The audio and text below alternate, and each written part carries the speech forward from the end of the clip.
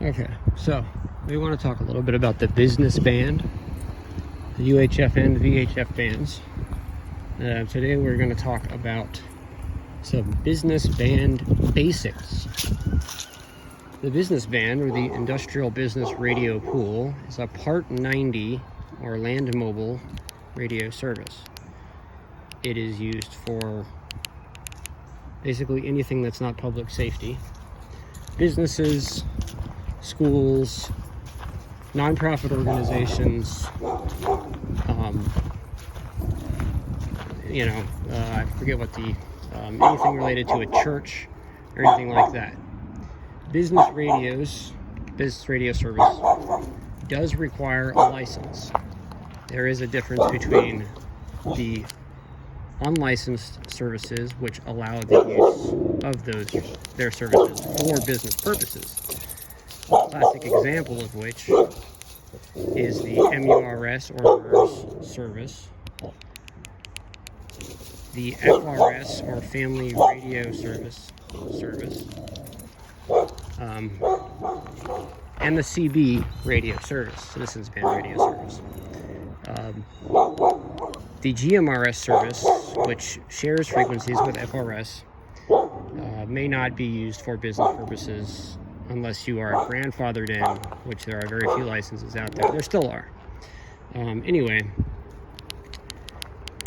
business radio licenses are licensed in a couple different ways, with a couple different stipulations, I should say. The first thing is frequencies, or a frequency. The second thing is locations, or location. So if you get a business radio license, you are given an area that you're allowed to operate in.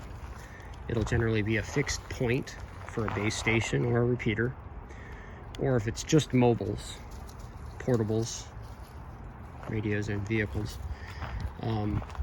it'll say, a 40-kilometer radius around point A, and then they'll give a lat long. If you have a business that requires traveling to different locations for random periods of time, the classic example of which would be something like a tower crane crew, or a construction crew, or a surveying crew, something like that, then you will apply for a license for the so-called adherent frequencies. Those frequencies are, you still have to get a license, but the inherent license, or the adherent frequencies, will authorize you to operate in anywhere in the United States. The stipulation, of course, is that with a regular business license where you have a location, you are authorized primary, in most cases, use of that frequency in that area, which means that if somebody else is using that frequency, even if they're also licensed and there's an interference issue, that issue needs to be resolved between the licensees. On the inherent frequencies, that protection does not exist because the frequencies are shared. There are a series of inherent frequencies on VHF low band, VHF high band, and the UHF band. The low band frequencies are 27.49 megahertz, 35.04 megahertz, 43.04 megahertz. On the VHF high band, they are 151.505 megahertz, 151.5125 megahertz, 51625 megahertz, which is also known as red dot, 151.640 megahertz, 151.700 megahertz, 151.760 megahertz, 154.5275 megahertz, 158.400 megahertz, and 158.4075 megahertz. UHF inherent frequencies are 451.800, 451.8125, 456-800, 456-8125, 462-7625, 462-7875, 8125, 375, 8625, 8875, 9125, 64 500, 464 550,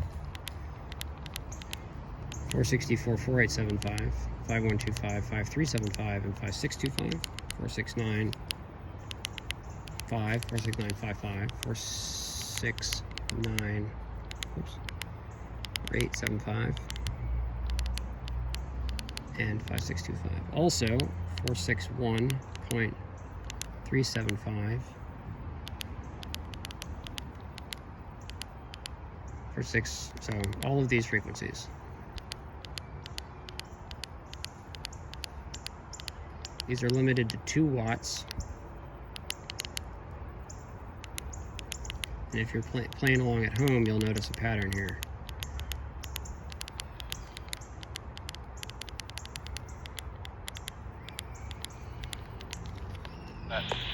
I need a nut package. I need some. They have. So 466.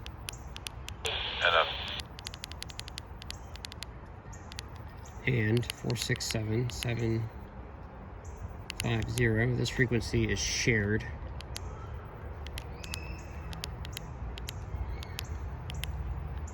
(7625), 775, 7875, 8125, 825, 8375, 850, 8625, 875, 8875, 9125, and 925.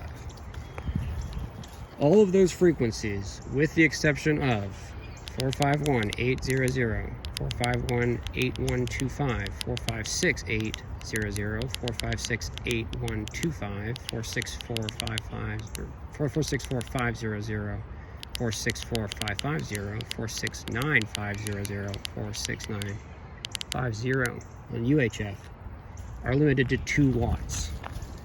These frequencies, 451-8, 456-8,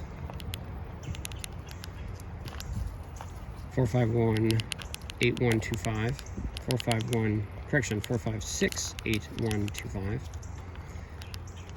So these frequencies may be paired as a temporary or portable repeater for job sites. So see the difference in frequency? It's a standard UHF split. So you can run simplex on 456.8, or you can use it as a input for 451.8 as a repeater.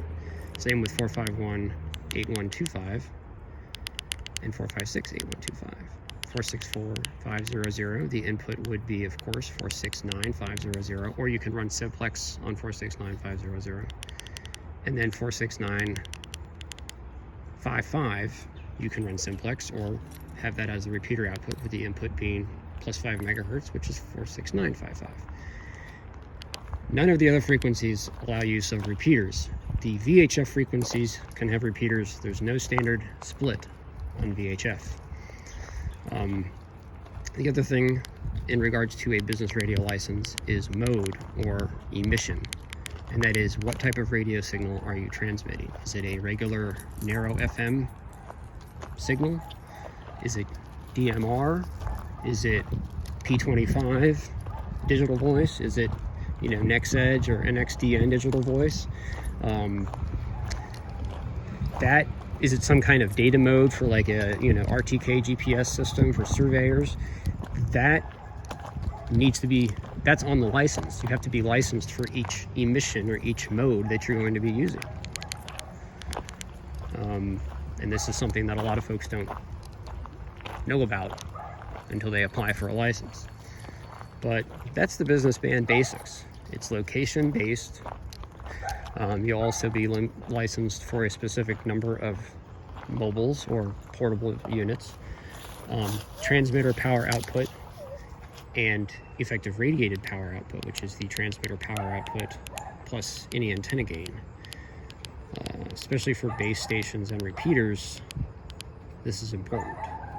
But these frequencies are limited, again, these ones right here, are limited to 2 watts. They are close in frequency to the FRS service, but the FRS service does not require a license. Yes, you can use the FRS frequencies, all 22 of the FRS simplex channels, for business use. That is legal under the FCC regulations. Same with the MURS, or multi-use radio service.